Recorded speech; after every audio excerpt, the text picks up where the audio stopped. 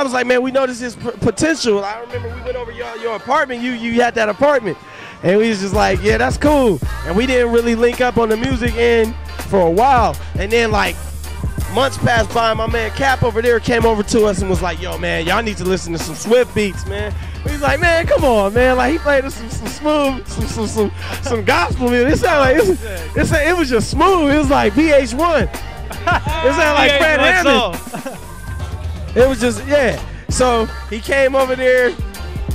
He came over. We was at Denny's in Palmdale, like by the mall, and then we all went outside. And we played the beats outside somebody's car.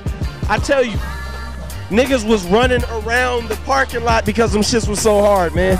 And from then on, this is when we was like, but we already had a relationship when I was like, we was 15. We knew each other from playing basketball, like, and we always vibe with this dude, like, never like I was like, yo, man, that's my dude. You and Mike Webb was my dudes. Like, nobody else outside of my high school was my dudes but y'all. And we just went from there, man, and like it was nothing like to have him, you know, make all our shit because shit, like, it's family, man. That's how you gotta come up, man. I mean, like, there's so many things that I really tell you that, like, this was really destined to happen. I'm from Pomona, Sugar Free to Pimp, what's up? You know, we both moved to the same area at the same time, you know? And that, I mean, like, shit just like that just happens, you know, for a reason. And it just really makes you think, you know, certain things are really destined to happen. Like both of us were stars in high school, like athletes-wise. But like God just had a different plan for us, man. Like his parents and my parents share the same kind of thing, man. It's spiritual. It's way more spiritual than it is anything, man. Like, and that's what it is. Like spirits connect. Like when you know something is good, it happens. You feel it. Yeah, you just feel it. It's like you can't even explain it. So when spirits are connected, great things happen. And we're gonna make one of the greatest albums in hip hop history, and we've been making some of the greatest music in hip hop history. I would like to say, and I'm gonna say that I don't give a fuck. Like I'm gonna say that we've been making some of the best music like a lot of people have heard, and we're gonna continue to keep doing it, and we're gonna keep humble heads because we know it ain't no stop. God is everything. Nobody's better than God. So you have your whole life to try to be as good as him. Yeah. And that's how we work. Can we talk a little bit about Church League Champions? You know, Pac Div, that song in general. It's got a real 90s vibe. Hold on. Switch seats with her, man. Switch. You gotta, hey, hold on. You gotta switch. Okay. Church League Champions was actually like a real thing, you know what I'm saying? As far as, you know, like a certain era that like we actually grew out of, you know what I'm saying? Like at one point in time, like we were actually playing for a basketball league that was a semi-pro league. Okay. Of course, wasn't nobody going to the NBA from the league, you know, but there's certain guys from that league that actually really thought that they were like NBA ready players, you know. Now, certain guys from there wound up traveling around, but always played in church basketball leagues, you know what I'm saying? And, you know, like my father's a pastor, so I mean, like I'm very aware church basketball leagues aren't supposed to be for the talent. Like it's supposed to be for the movement and the word of God. It's nothing about who.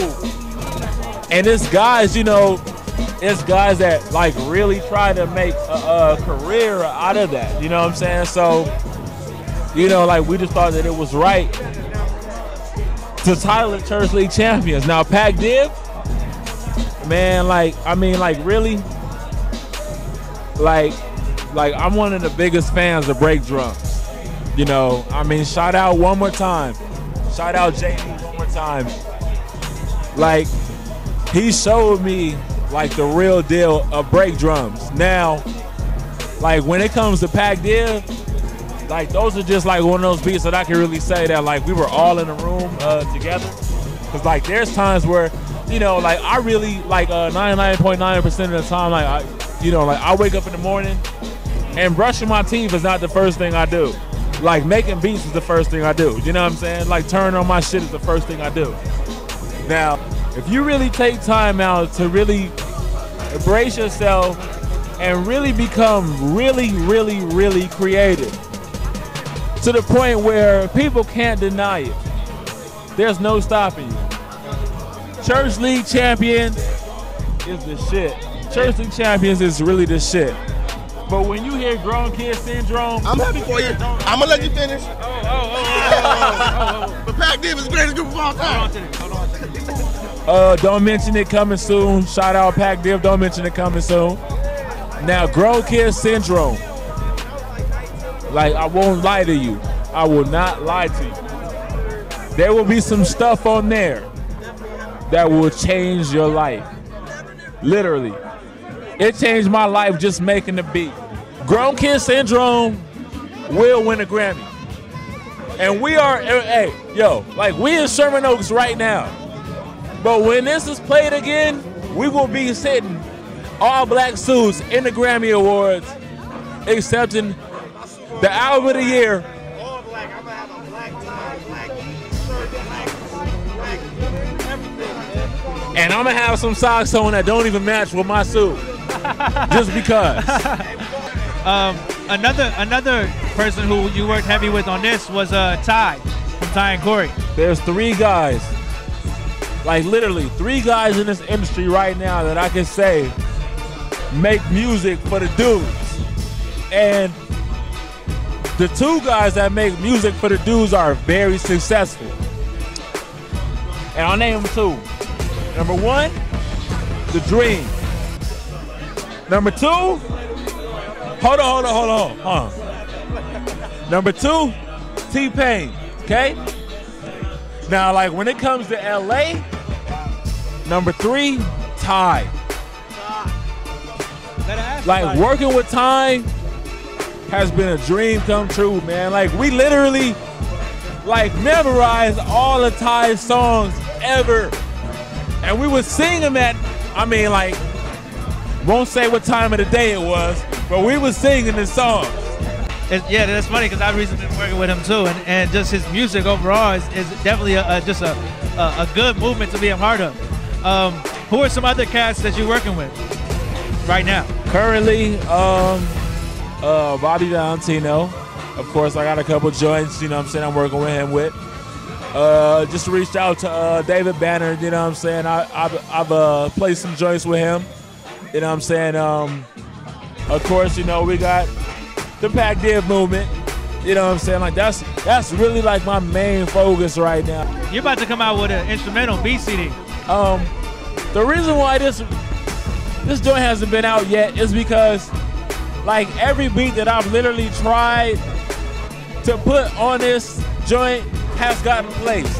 Now, that's good. Yeah, I mean like it's really good. But this joint right here, like for the hip hoppers, you know, like I really got a couple of joints for you that I really think that you would fuck with, you know. But like I wouldn't necessarily say that it's only for the hip hoppers because, you know, like out of respect to everybody that knows that like I have a wide range, like I really want to give like everybody something that everybody can relate to.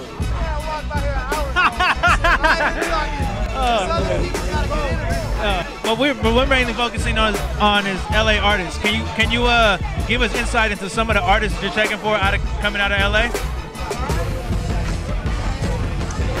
One artist. Count to 5. 1, 2, 3, 4, 5.